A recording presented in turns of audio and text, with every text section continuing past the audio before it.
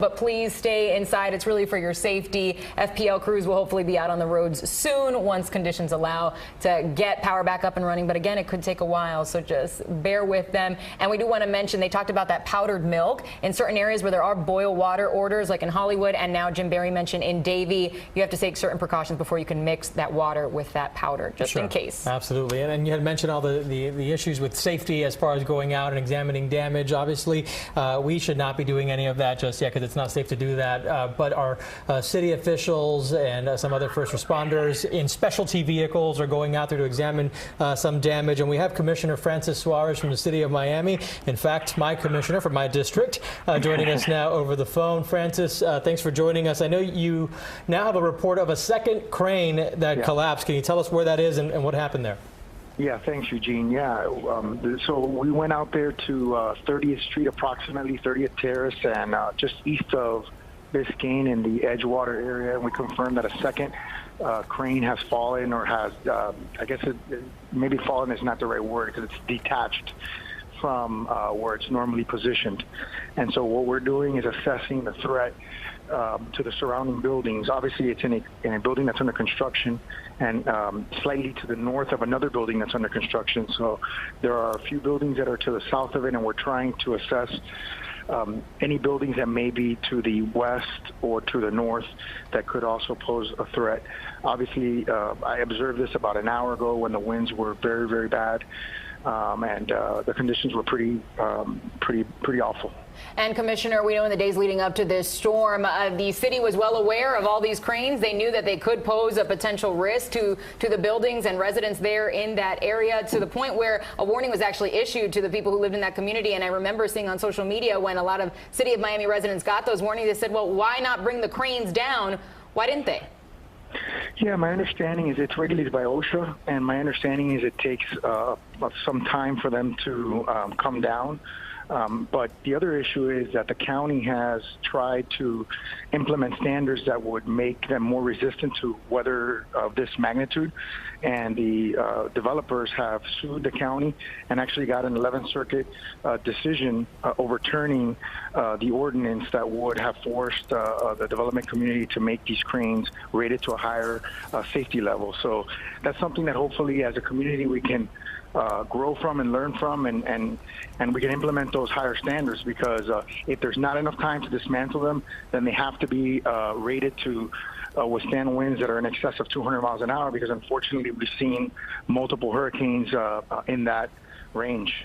Yeah, you know, it's not the time to Monday morning quarterback that decision right now, because there's still people who could be in danger with this in the condition that it's in, and with the weather conditions that we're seeing coming through the area. You mentioned those surrounding neighbors. How exactly are you trying to reach out to them and to get an evaluation of how they're doing in those buildings?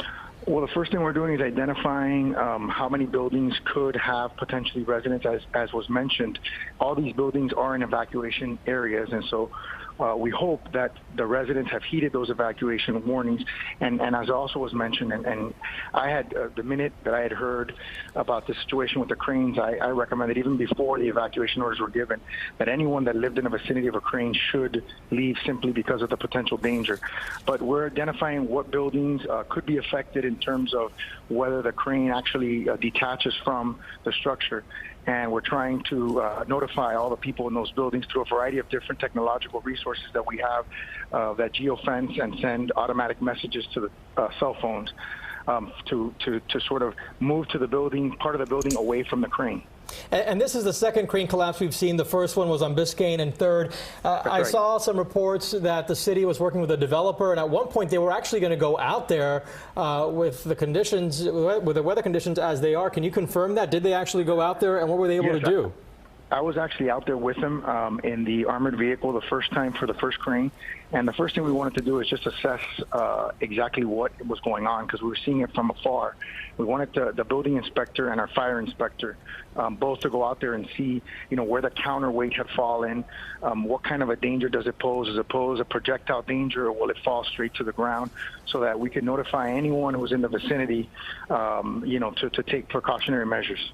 And since you were out there sort of driving around surveying surveying the damage. Are there any other sort of cranes of concern at this point that you're thinking may have an issue as a result of this storm that you're watching?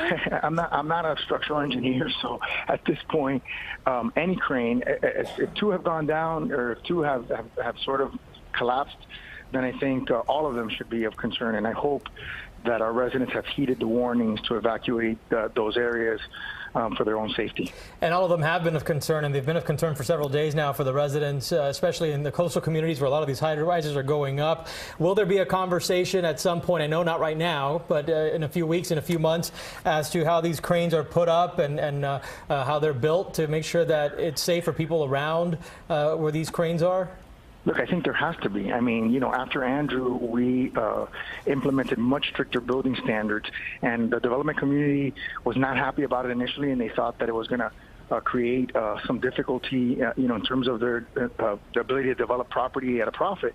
And I think what we saw is not only did that not happen, but we became more resilient as a result. So I think that conversation has to happen, and changes need to be made for the protection of our residents. They can't live in this kind of fear during a storm. Absolutely not. Commissioner Francis Suarez, thank you so much for taking the time and for sending us that video and letting us know about the conditions out there in the Miami area, because again, those concerns all week long about those cranes, and now we see at least two right now with some issues when crews go out and assess the damage, maybe even more potential issues out there. Commissioner Suarez, thank you. Thank you, guys. And I believe we have some live pictures.